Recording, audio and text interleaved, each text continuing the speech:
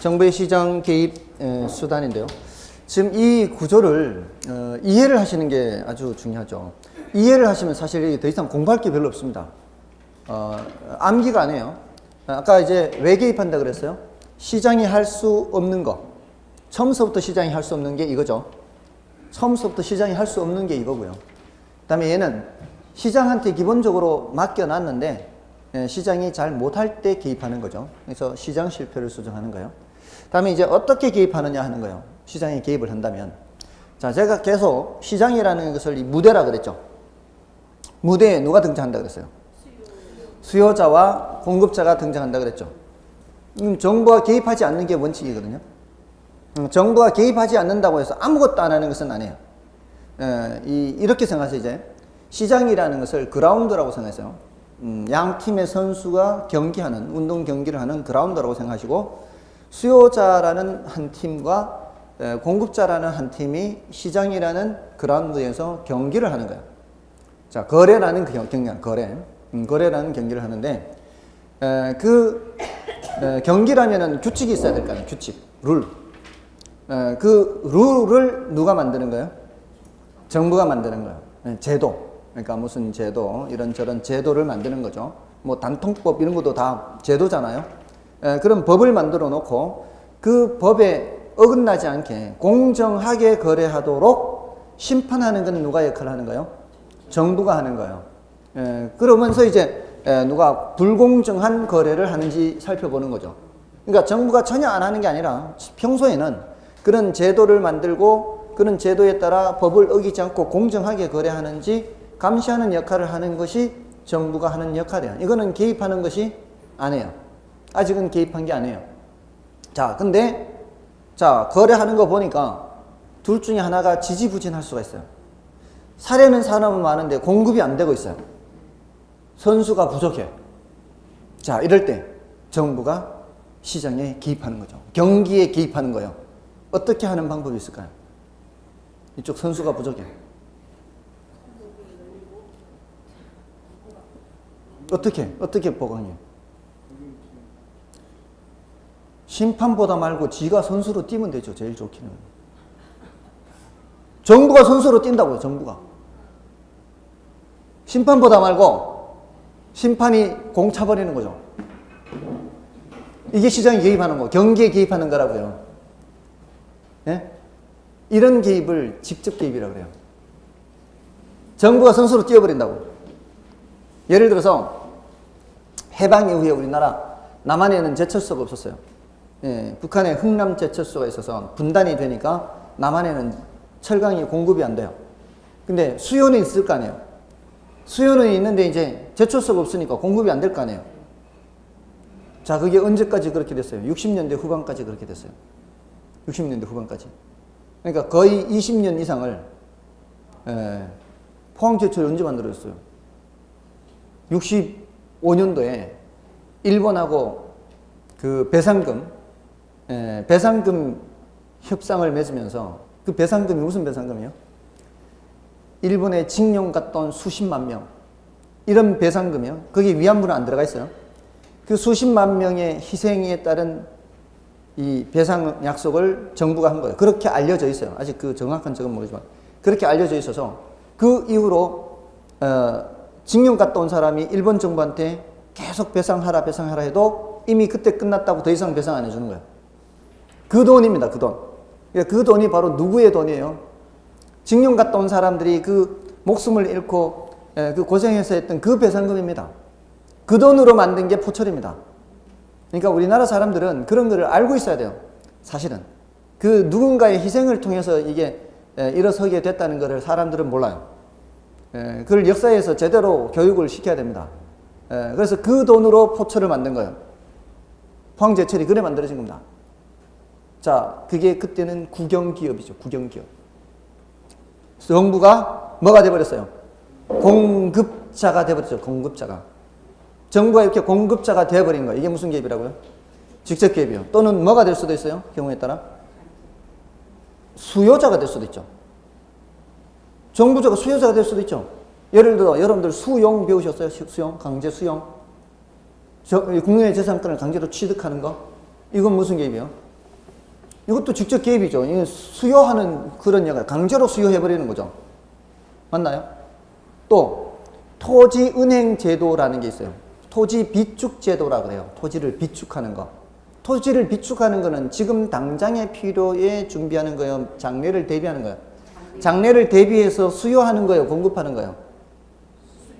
장래를 대비해서 수요하는 거 지금 사야 될 거 아니에요. 비축하려면은 사서 비축해놔야 될 거 아니에요. 그건 무슨 개입? 그것도 직접 개입이지. 사야 되니까. 정부가 수요자가 되는 거지 않습니까? 됐나요? 어렵지 않죠? 정부가 뭐가 돼버리면 돼? 수요자, 선수가 돼버리면 된다. 그게 무슨 개입이라고요? 직접 개입. 그렇게 이해를 하시라고요. 아, 이렇게 시장이라는 무대에 늘 수요자와 공급자가 등장하는데, 이 거래를 하는 과정에 정부가 수요자가 되거나 공급자가 돼버리는 거죠. 또 공공임대주택을 공급합니다. LH공사를 통해서. 공공임대주택 공급하는 건 정부가 무슨 역할을 하는 거예요? 공급자가 되는 거잖아요. 무슨 개입? 직접 개입이요. 수요자나 공급자가 돼버리면 그러면 직접 개입이라고요. 아주 간단하잖아요. 뭐 어려워. 그죠? 다음에 이거는 지금 선수로 뛰는 거잖아요. 심판보다 말고. 그러면 이제 직접 개입이 있으면 무슨 개입도 있을까요? 간접 개입도 있겠죠. 그럼 간접 개입은 선수로 뛰지는 못하고 어떻게 하면 될까요? 심판이. 예, 그렇죠. 이렇게 도와주면 되겠죠. 편파 판정하거나 이러면 되겠죠. 예, 이 경기로 치자면 그 편파 판정이, 자 보세요. 자, 이 건설사들이 아파트를 많이 지어놨는데 분양이 안 돼. 분양이. 제일 확실한 직접 개입 방법으로는 어떻게 하면 돼요? 분양 안 되면은 정부가 다 사버리면 되는 거죠. 직접 개입은. 자, 이제 그런 게 사실은 안 좋은 게요. 정부가 직접 생산하고 직접 소비하고 수요자가 돼버리고 이러면은 무슨 국가하고 똑같아요, 사실은. 사회주의 국가하고 똑같은 거지, 그거야. 그 확실한 방법이긴 하지만 이렇게 하면은 사회주의의 비효율성이 나타나게 돼 있어요. 결코 효율적이지 않아요. 여러분들 공기업이 공급한다 그러죠? 공기업이 예를 들어 공공임대주택을 공급한다 그러잖아요. 일반 사기업체보다 비효율적인 이유가 뭔지 아십니까? 일반 사기업체는 이윤을 내야 그 사장이 계속 그 직을 유지할 수가 있어요. 주주총회 할 거 아니에요. 일반 회사는 주주총회에서 실적 안 좋으면 어떻게 해요? 사장 갈아치워버리죠. 맞잖아요.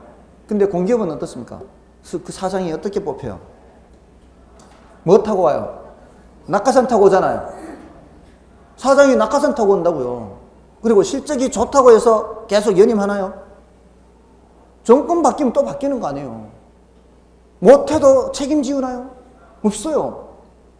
그냥 눈먼 돈 갖고 이자에 만드는 거예요. 자, 그러면은 사장부터가 지금 낙하산 타고 온 놈들이에요. 실적을 내도 별로 오래 가지도 못하고 실적을 안 내도 책임도 없어요. 그럼 밑에 직원들을 조질 필요가 있어요, 없어요? 조질 필요가 없어요. 자기 책임지는 것도 없으니까. 안 좋은 소리 들어가면서까지 할 필요 없죠. 그냥 별로 문제만 없다가 가면 되는 거예요. 자, 그럼 그 밑에 직원들은 보세요. 예, 일반 사기업체 같으면 실적 안 나오면은 이 조지잖아요, 이게. 예, 성과급 안 주고 막 이렇게 실적 내게끔 하잖아요. 승진 안 시켜주고 이러잖아요. 근데 공기업은 그런 게 없으니까 무슨 열심히 하려고 하는 이유가 있겠습니까? 종이컵 하나라도 절감해라 이런 얘기를 할 필요가 없는 거죠. 일반 사기업체는 이윤을 안 내면 안 되니까 어떻게든 효율적인 방법을 생각하게 되는 거죠. 그러니까 정부가 한다는 거는 그런 공기업을 통해서 하는 거예요. 공공임대주택 공급이라든가 이런 것들이. 그래서 효율성이 많이 떨어질 수밖에 없어요. 그래서 직접 개입은 효과는 확실할지 모르겠지만 그렇게 바람직한 건 아니에요. 이런 형평성 측면에서 어쩔 수 없이 해야 되는 부분 최소한으로 해야 되지, 될 수 있는 한은 직접 개입은 안 좋은 방법이에요. 간접적 개입이 그나마 이제 괜찮은 방법인데, 자, 간접적 개입은 이런 거죠. 자, 미분양 아파트가 있으면은 그거를 정부가 사는 게 아니에요.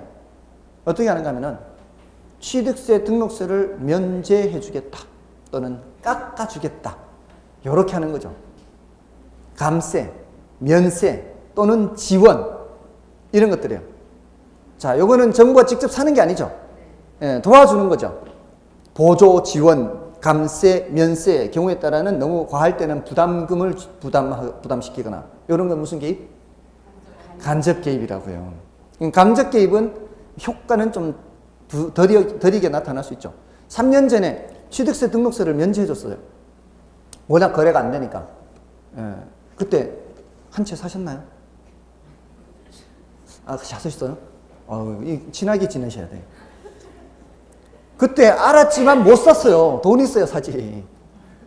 그리고 돈이 있다 한들 앞으로를 비관적으로 보면은 함부로 못 살 수 있잖아요. 그러니까 효과가 훨씬 덜한 거죠. 대신 이제 자본주의의 효율성을 덜 해치는 장점은 있어요. 이게 장단점이 다 있는 거죠. 됐나요? 그래서 자, 이게 어떻게 개입하느냐. 시장이라는 무대 생각하라고요. 항상 시장이라는 무대에, 그라운드에 경기하는데, 수요자 공급자가 거래하고 하는 경기를 하는데 정부가 어떻게 개입하는 방법이 있고, 직접 개입하는 방법이 있고, 또 이거는 직접 개입은 뭐가 된다고요? 정부가 수요자나 공급자가 되는 거죠. 선수로 뛰는 거라고요. 그리고 간접 개입은 수요 공급자가 되는 건 아니라고요. 그렇지만 이제 보조하거나 지원해주거나, 보조, 지원 또는 감세, 면세 이런 거 있죠. 또 부담금을 부과하거나 뭐 이런 것들이에요. 이거는 이제 수요 공급자 역할을 적극적으로 수행하는 거고요. 자, 그런데 경제학에서는 여기까지밖에 얘기 안 하는데, 부동산학에서는 여기에 한 가지를 더해서 토지 이용 규제라는 걸 더 집어넣어요. 토지 이용 규제라는 걸 집어넣어서 요거는 토지 이용을 바람직한 방향으로 유도해요. 바람직한 방향으로.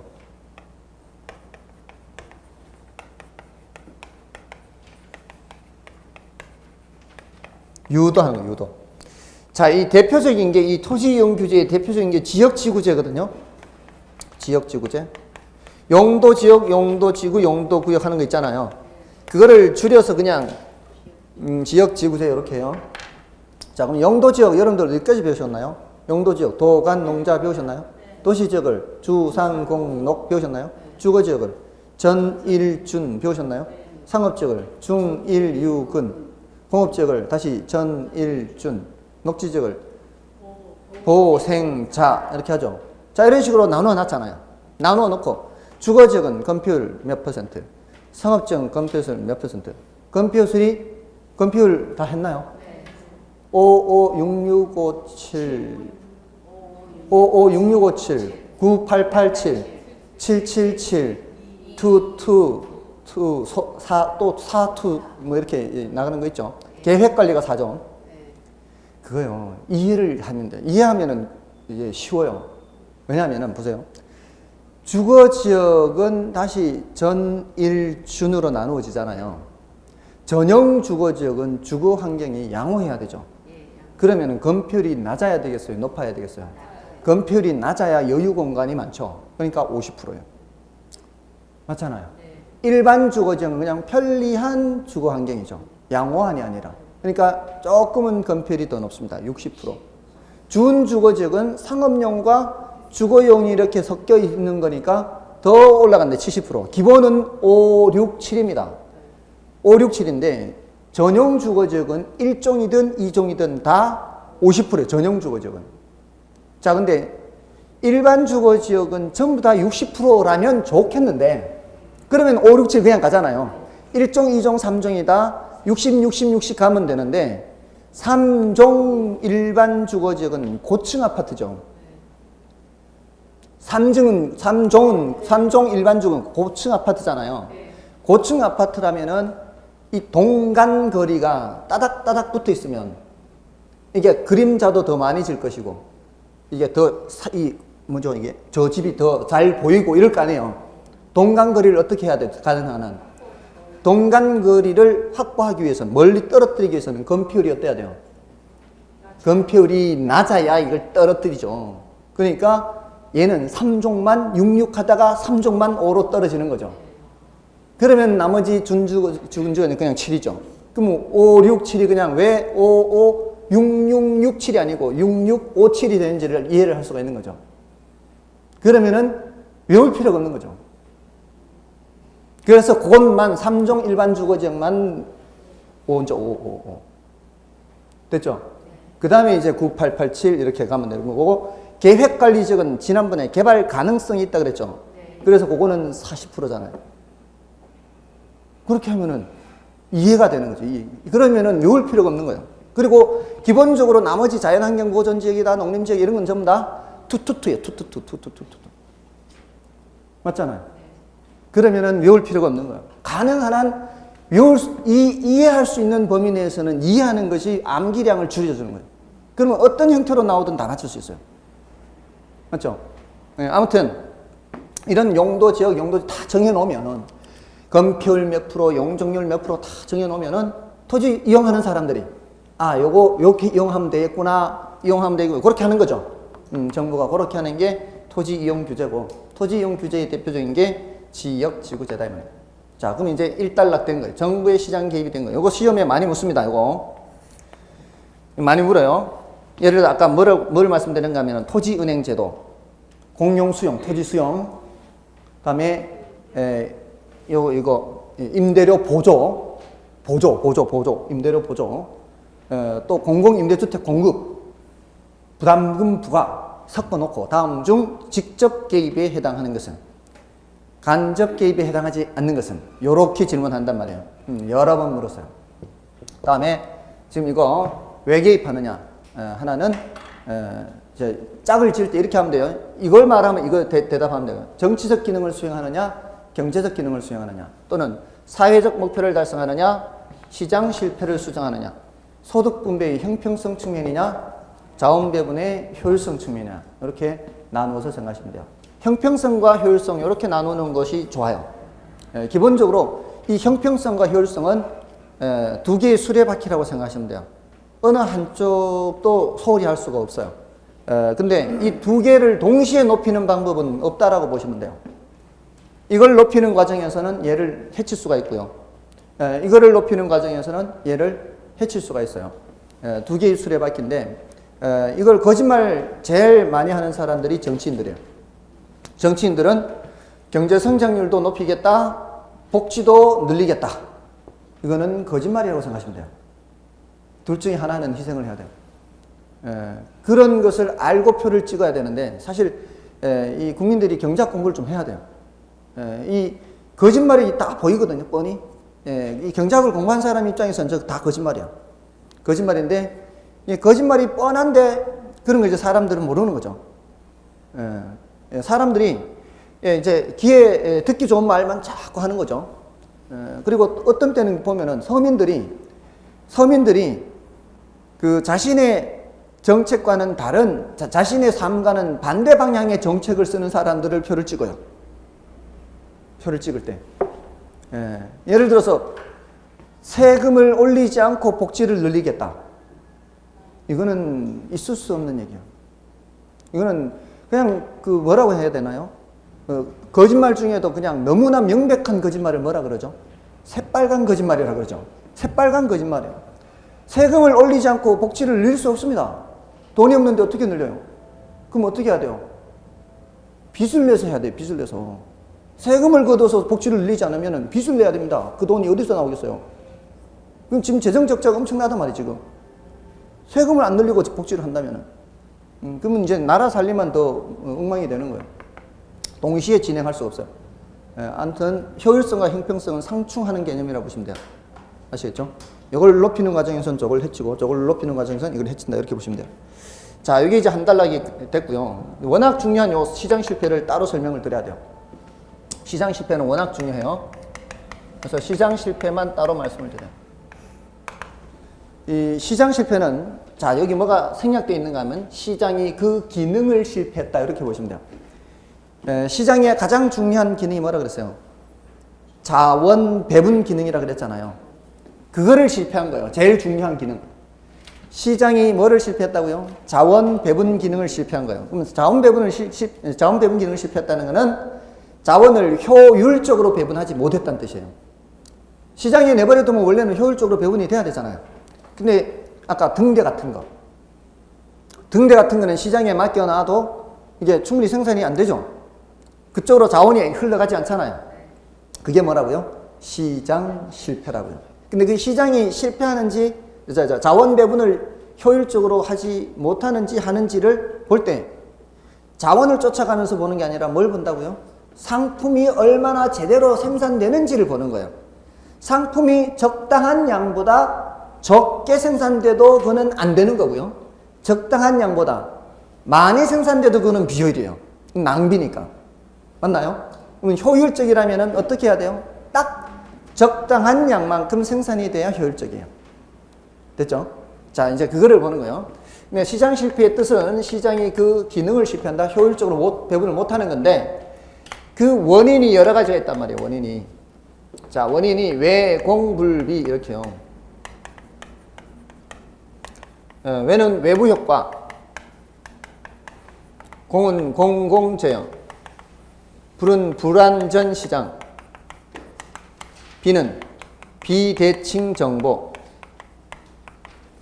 외공불비 이렇게요. 자, 이게 제일 많이 나오고요. 그 다음이 요놈이고요. 그 다음에 요놈들은 지문으로만 나와요. 지문으로만 나오기 때문에 요거는 조금은 중요도가 낮아요. 근데 이런 게 있다는 건 알아야 돼요. 자, 이 외부 효과, 자, 다들 처음 듣는 말들이죠. 시장 실패도 처음 듣는 말, 다 처음 듣는 말이기 때문에 자꾸 반복해서 생각을 해야 돼요. 외부 효과 할 때 외부는 내부 외부 할 때 그 외부예요. 내부와 외부잖아요. 안쪽과 바깥쪽. 그러면 안쪽이 있다는 얘기죠. 이건 바깥쪽이라는 얘기잖아요. 그럼 우리는 계속 뭘 얘기하고 있어요, 지금? 시장을 얘기하고 있죠. 이 외부는 시장 외부란 뜻이에요. 그럼 시장 내부가 있을 거 아니에요. 그 시장 내부에는 누가 등장한다 그랬어요? 수요자와 공급자가 등장해서 뭘 해요? 거래를 한다 그랬죠. 경기, 운동 경기가 이제 거래라고 치고요. 거래를 하게 되면은 상대방한테 뭔가를 주면은, 혜택을 주면은 그 대가를 받아야 될 거 아니에요. 근데 경우에 따라 뭐 어떤 손해를 끼치면은 대가를 지불해야 되겠죠. 예를 들어서 우리 여러분들 상대방에게 뭐 안 좋은 거 하면서 돈 지불하는 거 없나요? 안 좋은 거 하면서 지불하는 거. 뭔가를 사면서 뭔가를 사면서 그 혜택으로 대가로 이렇게 돈을 지불하는 거 있잖아요. 뭔가를 이렇게 내가 사면은 내가 얻잖아. 혜택을, 편익을 얻잖아요. 편익을 얻으니까 대가를 주지 않습니까? 보통 물건을 살 때. 근데 안 좋은 거 하면서 돈을 주는 거는 없어요. 안 좋은 거를 하면서 돈을 줘요. 혜택을 받으면서 돈을 주는 것도 있지만. 일종의 그런 거예요. 쓰레기 버리면서 돈 쓰잖아요. 쓰레기 봉투에 버리면서 이렇게 쓰레기 봉투를 돈을 주고 사야 되잖아요. 그러니까 뭔가 안 좋은 거를 하게 되면 거기에 대한 대가도 지불해야 될 거 아니에요. 맞잖아요.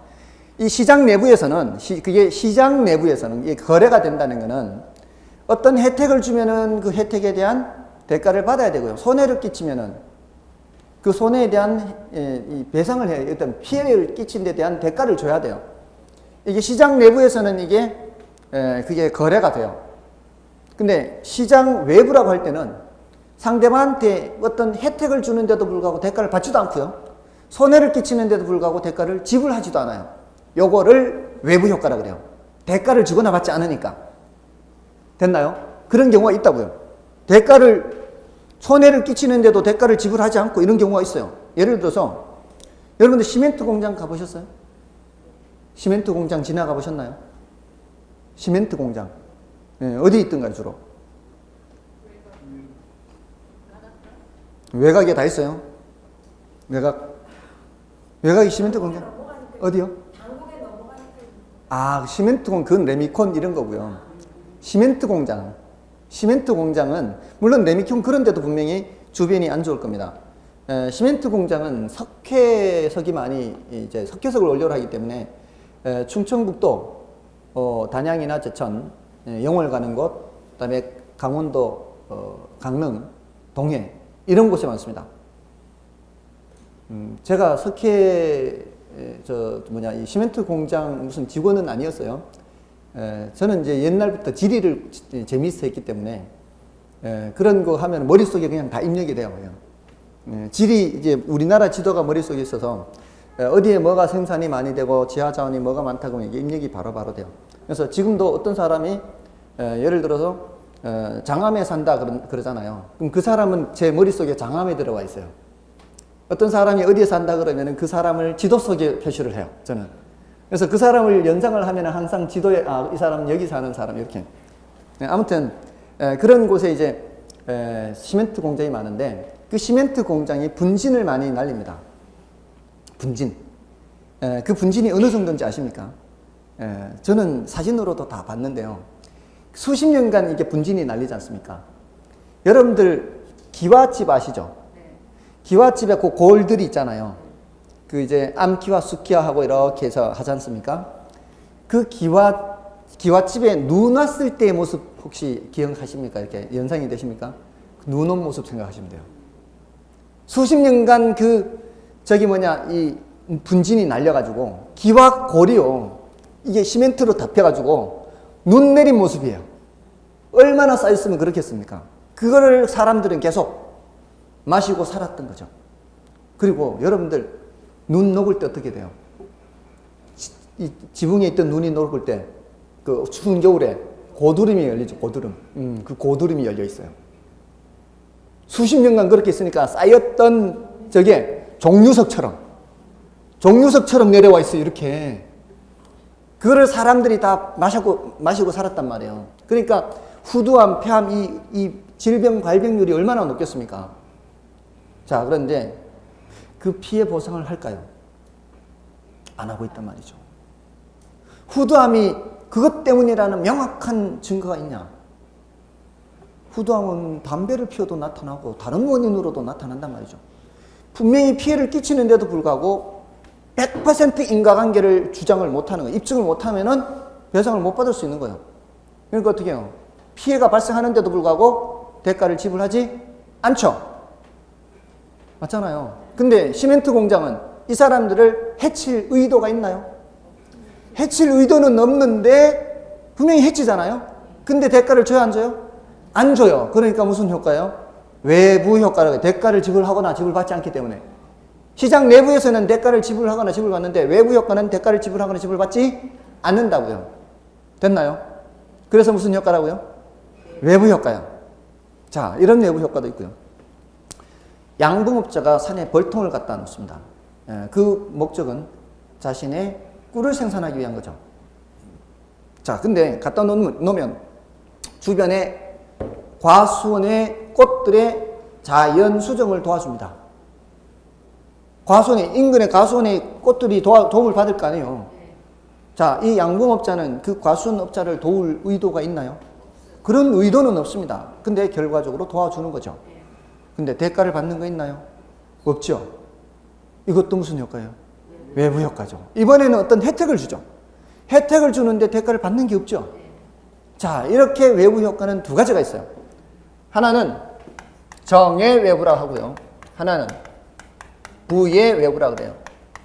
외부라는 게 시장 외부입니다. 대가를 지불하거나 지불받는 게 있다 없다? 없다는 거예요. 없다. 자, 그래서 이게 왜 시장 실패가 되는가 하면은 이게 이제 자원 배분이 비효율적이 되는가 하면 이런 현상은 많이 나타나면 좋을까요? 안 좋을까요? 좋죠. 나타나면 좋습니다. 그게 효율적인 거예요. 나타나야 효율적인 겁니다. 자, 근데 보세요. 제가 양봉업자예요. 이쪽으로 가면은 과수원이 있고 이쪽으로 하면 과수원이 없어요.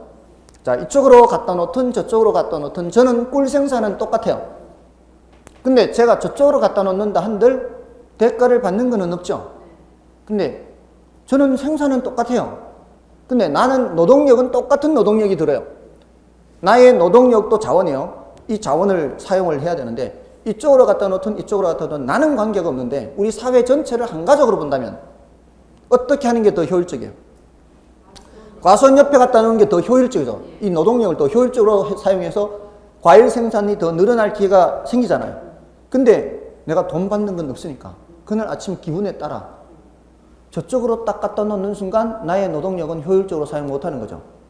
더 많이 뭔가 생산될 기회를 잃어버리는 거죠.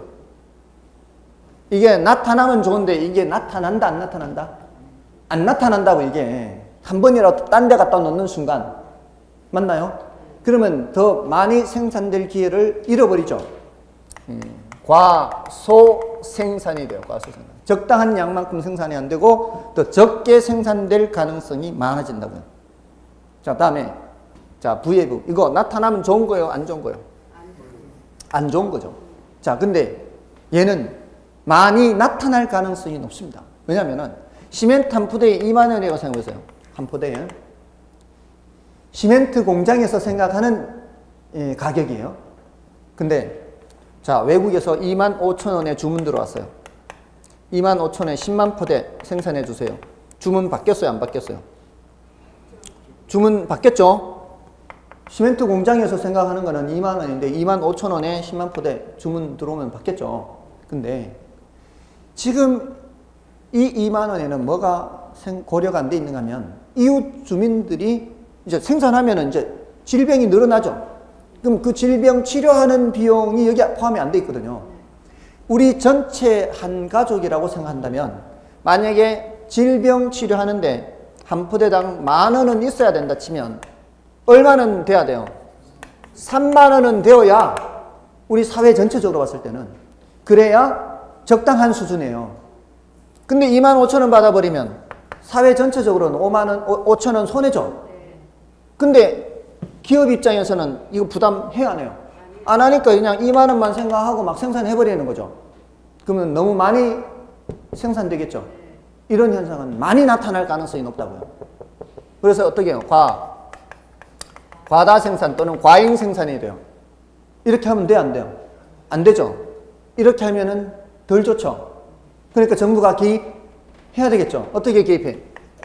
정부가 개입해야 돼. 이제 개입하는 거. 왜 개입하느냐? 이런 경우에는 저한테 정부가 5만 원 주는 거죠. 일단. 야, 5만 원 줄 테니까 저 과수원 옆에 갖다 놔라. 저는 어차피 똑같은 노동력을 사용하는 거지 않습니까? 그렇다면 5만 원 받고 그쪽에 갖다 놓으면 과일 생산이 늘어날 수 있죠. 그러면은 과일 생산이 더 늘어나서 시장에 유통되는 과정에서 세금도 더 거두어질 수 있고. 자, 이러면은 누이 좋고 매부 좋은 거죠. 됐나요? 똑같은 노동력을 이용해도 사회에 뭔가 더 많이 생산됐잖아요. 자, 그래서 이때는 보조를 하는 거죠. 보조를 해서 더 많이 생산되게끔 하는 거고. 자, 이런 거는 이렇게 나타나면 돼요, 안 돼요? 안 되죠. 안 되니까 규제를 해야 되죠. 예를 들어 공예세 같은 거 매기는 거죠. 정부가 10,000원 세금 매기는 거죠. 정부가 세금 10,000원 딱 매겨버리면 이제 기업 입장에서는 얼마는 돼야 똔똔해요? 3만 원 돼야 똔똔이죠. 그럼 이런 주문을 받을 수가 없죠. 그러면은 그만큼 막 생산되지는 않는다고요. 많이 생산되지는 않아요. 됐나요? 그러니까 정부가 어떻게 해야 돼? 이때는 개입을 해야 되는 거죠. 자, 다음에 공공재. 자, 이게 등대가 아까 공공재의 대표적이에요. 공공재의 대표적인 등대 말고도요. 도로 같은 거. 이것도 공공재예요. 도로. 그 다음에 국방 서비스. 나라 지키는 거. 이것도 공공재의 대표적이에요. 또 치안 서비스. 이런 것도 공공재의 대표적인 거예요. 자, 이런 것들은 시장에 내버려두면 충분한 양만큼 생산이 된다, 안 된다? 생산이 안 돼요. 예, 이게 아까 무슨 성질이 있다 그랬죠? 비배제성이죠. 비배제성으로 인해서 무슨 현상이 나타난다고요? 무임승차라 그랬죠. 이런 게 시험에 나온다면 이런 단어가 이런 용어로 이제 시험을 내는 거예요. 주저리 풀어서 시험 문제 지문을 안 만들어요. 이런 용어를 이용해서 지문을 만들기 때문에 이걸 알아야 되는 거예요. 자, 이러면 시장에 충분한 양만큼 생산돼야 안 돼요? 충분한 양만큼 생산이 안 되죠. 이런 건 정부가 직접 생산해야 되죠. 직접 개입이 있는 거는. 이런 것들은 이제 간접 개입이고, 예, 이거는 직접 개입이고. 이제 아까 직접 개입, 간접 개입 했잖아요. 예, 그런 식으로 이제 개입을 하는 거죠. 개입할 때는 직접적 개입이 또 있고, 전 간접적 개입도 있고, 토지용주제 이런 것도 있고. 다음에 불완전 시장. 현실의 시장은 완전하지 않아요, 전부 다. 현실은 현실이기 때문에 완벽할 수는 없어요. 근데 모두 다 불완전 시장인데 그 중에서도 독점이나 과점이 문제. 독점은 기업이 한 개밖에 없어요. 과점은 몇 개 기업이 담합을 할 수가 있어요. 통신사가 대표적이에요. LG, SK텔레콤하고 KT하고 세 개밖에 없죠. 그러니까 얘네들이 담합을 할 가능성이 많습니다. 독점은 말할 것도 없고요. 얘네들은 가격을 어떻게 할 가능성이 많아요? 담합해서 또는 독점기업은 가격을 올리는 거죠. 가격을 올리면서 생산량을 어떻게 해요? 줄이는 거죠. 자, 이렇게 해버리면은 더 많은 소비자들이 더 싼 가격에 소비할 기회를 잃어버리는 거죠. 이거 이제 이것도 과소 생산이거든요. 과소 생산. 그러니까 어떻게 해야 돼요? 독과점 규제해야 되죠. 그래서 공정거래위원회가 있잖아요. 공정거래위원회에서 독과점 규제 및 공정거래에 관한 법률 시행하고 있잖아요. 이게 다 정부가 개입을 하는 겁니다. 됐나요? 다음에 비대칭 정보 또는 불완전 정보라 그래요. 자, 여기서는 제 역선택이나 도덕적 해이 이런 현상이 나타날 수가 있는데요. 이거 지금 설명드리면 나중에 언제 설명드릴지 몰라요. 아직 한 번도 시험에 출제된 적은 없어요. 근데 이런 단어들이 이거와 관련된다는 정도는 이제 기억해 두시면 좋아요. 한 번도 출제되지는 않았지만 그래도 정보경제학에서는 중요한 개념입니다. 이 역선택은 거꾸로 선택하는 거예요. 이거는 정보가 없는 쪽에서 주로 당하는 입장에서 이렇게 되는 거예요. 당하는 입장에서. 이거는 정보가 있는 쪽에서 이렇게 행동을 하는 거예요. 눈 뜨세요. 지금 여기서 졸면 안 돼요. 졸면은 여기 앉아있던 시간이 전부 다 무의미한 시간이 되는 겁니다. 자리만 데피다 가는 거예요. 졸리신 분들은 저기 뒤에 가서 서서 수업 들어도 돼요. 지금까지 서서 수업 들은 분 중에 한 분도 떨어진 사람 못 봤어요. 서서 수업 들으신 분들은 다 합격했어요. 다 이뤘어요, 다. 그거는 그만큼 의지가 강하다는 얘기죠. 보통은 졸리면 그 자리에서 졸지, 또는 막 그 자리에서 잠을 깨려고 했으지, 뒤에 가서 서서 수업 들으면서까지 잠을 깨려고 하는 분들은 많지 않거든요. 근데 그렇게 한다는 거는 그만큼 의지가 강하다는 얘기죠. 그러니까 전혀 관계없으니까 서서 수업 들으셔도 돼요. 그렇게 하셔도 됩니다. 졸면 안 돼요. 졸면은 처음에는 졸리는 초기에는 요거 내 다 알아듣겠지 하는 생각으로 이제 듣는데 어느덧 모르게 수업은 끝나버렸죠. 그러니까 정신 바짝 차리고요. 자, 이 역선택이 뭔가 하면은 정보가 없는 쪽에서 이렇게 당한다 그랬잖아요. 대표적인 게 이제 정보경제학에서 나오는 얘기인데 보험회사하고 보험에 가입하는 사람하고 이 관계에서 생각해 보세요. 보험회사는 저기 보험에 가입하는 사람이 어느 정도의 위험이 있는지 알 수 없는 그런 상황이라고 치고요. 그러니까 운전자 보험 생각해 보세요. 운전자는 자신이 어떤 정도의 위험도인지를 안다라고 생각해 보세요. 자, 보통 여러분들 운전자 보험 이렇게 그 보험 차량 보험 가입할 때 이런 정도로 하죠. 연령이 몇 세냐, 뭐 사무직이냐, 영업직이냐, 뭐 이런 정도로 이렇게 해서 하죠. 이 사람이 얼마나 안전하게 운전하는 사람인지 험하게 운전하는 사람인지에 대한 아주 상세한 검사를 안 하죠.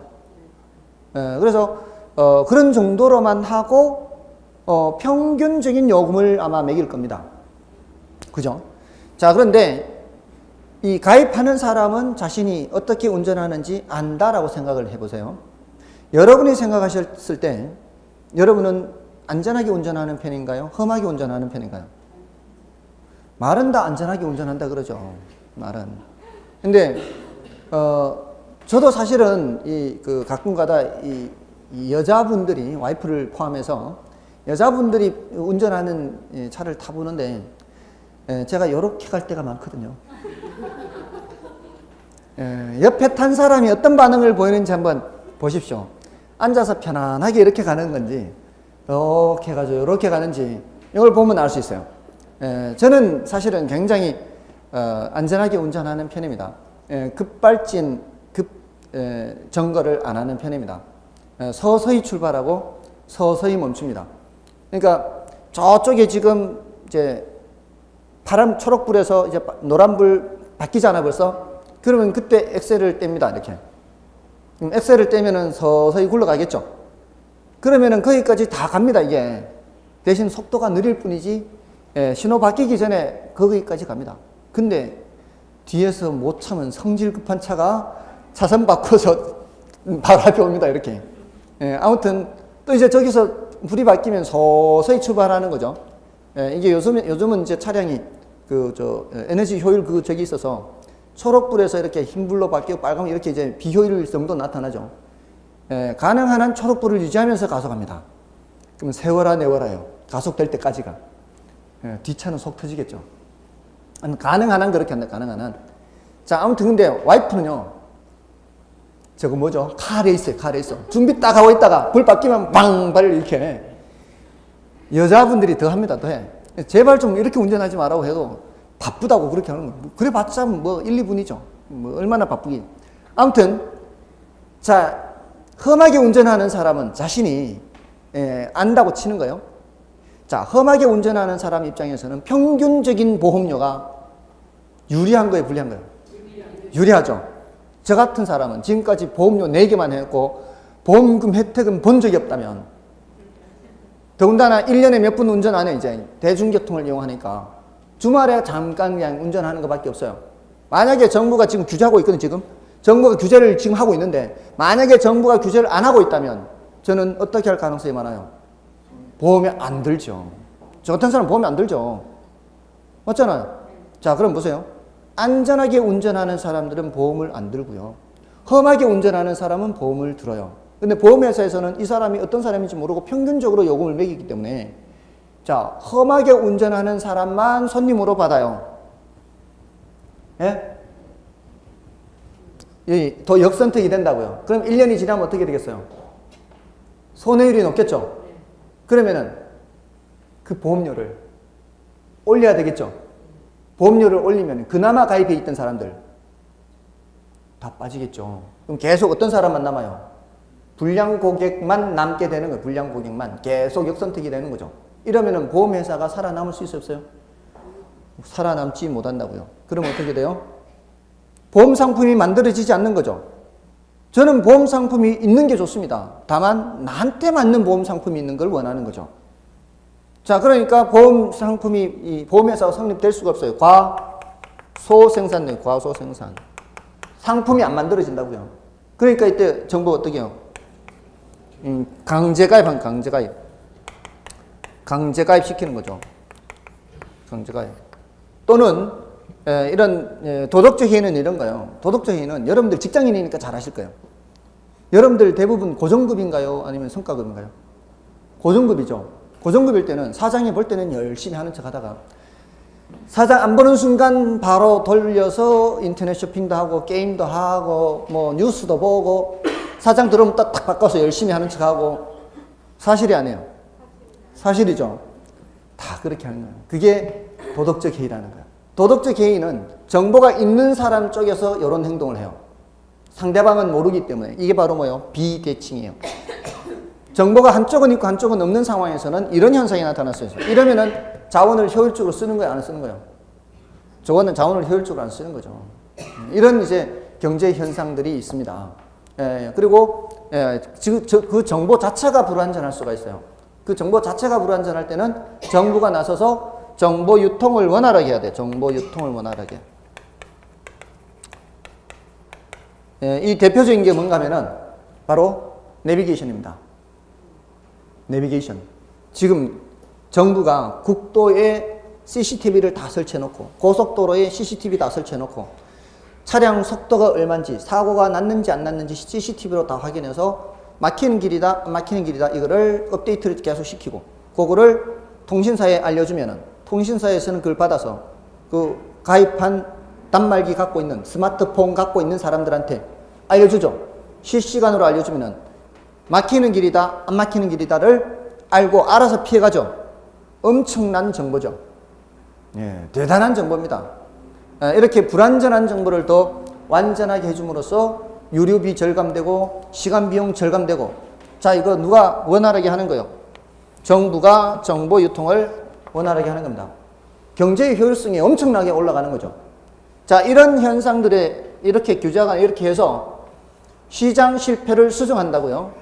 시장 실패를 수정한다는 것은 자원을 좀 더 효율적으로 이용하게 된다는 겁니다. 됐나요? 그래서 이런 측면에서 개입하는 거예요. 그러니까 이런 측면에서 개입하는 거는 주로 어떻게 나타나는가 하면은 임대료 보조, 저소득층을 위하는 거예요. 임대료 보조라든가 공공임대주택 공급이라든가 주로 저소득층을 위한 대책 같은 것들은 무슨 측면이라 보면 돼요? 형평성 측면이고요. 이렇게 자원배분의 효율성은 요 외공불비입니다. 외공불비는 이렇게 개입하는데 아까 개입하더라도 자 어떻게 개입하냐? 이 수요 공급자가 공공임대주택 공급은 형평성 측면이죠. 공공임대주택 공급은 형평성 측면이면서 직접 개입이에요. 정부가 직접 공급하니까. 근데 임대료 보조는 간접 개입이면서 이런 거죠. 형평성. 임대료 보조, 저소득층을 위한 정책이니까. 맞나요? 근데 이제 경우에 따라서는 자, 이런 정책이면서 또 여기 있을 수도 있고, 여기 있을 수도 있고, 이렇게 될 수 있거든요. 뭐 또는 이거, 토지 이용 규제가 있을 수도 있고. 자, 그거는 이제 구체적으로 여기 와서 이제 토지 정책과 주택 정책에 와서 그런 내용들을 확인하시면 돼요. 됐나요? 자, 오늘 지금 주로 어디에 대해서 지금 자세히 말씀드리는가 하면 1시간 동안 거의 시장 개입과 관련된 내용을 말씀드려서 1시간 이상. 이제 저 나머지 2개 주제가 사실 분량이 더 많은데 이번 11월, 12월 달은 저 토지 정책과 주택 정책에 대해서 간략하게 요게 어떤 정책이다, 어떤 정책이다 대략적인 것을 이제 설명을 해 드리려고 여기 이제 먼저 더 자세히 말씀을 드린 거예요. 그래서 우리 교재에서 보실 때 자, 조금만 체크하고 좀 쉬겠습니다. 그 60쪽에 이제 정치적 기능, 경제적 기능, 요거는 키워드 위주로 보시면 돼요. 정치적 기능은 사회적 목표 달성, 요거 하고, 경제적 기능은 시장 실패 수정, 이렇게 하고, 하나 더 추가적으로 한다면은 정치적 기능은 형평성, 경제적 기능은 효율성, 이런 측면에서 보는 겁니다. 다음에 이제 61쪽에 시장 실패에서 외부 효과 있죠. 지금 단계에서는 그 괄호 1번, 괄호 2번의 세부적인 내용을 다 보실 필요도 없고요. 그 타이틀을 보고 정의 외부 효과 이거 나타나면 좋은데 나타나지 않을 가능성이 많다 그랬죠. 부의 외부 효과 이거 나타나면 안 좋은 거라 그랬죠. 근데 나타날 가능성이 많다 그랬죠. 그런 것들 이제 예를 들어서 생각을 해 두시면 되고요. 그러니까 정의 외부에는 이제 양봉업자 가수원 이렇게 생각하면 되고요. 부의 외부는 시멘트 공장 이웃 주민 이렇게 이제 예를 들어서 기억을 하시면은 이제 제가 말씀드린 상황이 좀 생각이 나실 겁니다. 그 다음에 이제 밑에 공공재 내려가서는 등대 생각하면 제일 쉬워요. 자, 아까 등대 해서 그 두 번째 줄 끝에 뭐라고 돼 있어요? 비경합성과 비배제성 두 가지가 있죠. 그 중에서 뭐가 더 중요한 거예요? 비배제성이 더 중요한 거죠. 그 비배제성 때문에 아까 뭐가 나타난다 그랬어요? 무임승차. 이게 이제 하나의 흐름이고요. 비경합성은 나중에 말씀을 드릴 거니까 일단은 넘어가십시오. 그 다음에 독과점 해서 이때는 가격을 올리면서 생산량을 줄인다 그랬죠. 그래서 생산량을 줄여서 과소 생산이 될 가능성이 많단 말이에요. 과소 생산. 과소 생산이 거기 없죠 지금. 그래서 이걸 규제를 하는 거죠. 그 다음에 밑에 정보의 비대칭에는 어떤 단어 써놓으면 돼요? 여기 역선택이나 도덕적 해이. 이것도 결국은 무슨 생산이 되는 거예요? 과소 생산이에요. 상품이 만들어지지 않아요. 딱 하나만 과다 생산이죠. 이것만 과다 생산이고 나머지는 다 과소 생산이에요. 시장에서 충분히 상품이 생산이 안 될 수가 있어요. 그래서 정부가 개입해서 생산량이 적당한 양만큼 생산되도록 개입하는 겁니다. 됐죠? 그 다음에 이제 63쪽에 부동산 정책 수단에서 아까 요거죠. 1, 2, 3번이 저 1, 2, 3번을 지금 거기는 반대로 써놓고 있고요. 저는 이제 여기서부터 쓰고 있는 거예요. 직접 개입, 간접 개입 토지 이용 규제. 됐죠? 그 다음에 이제 토지 정책이 나오고 있죠. 요 토지 정책과 요 주택 정책은 좀 쉬고 설명드리겠습니다.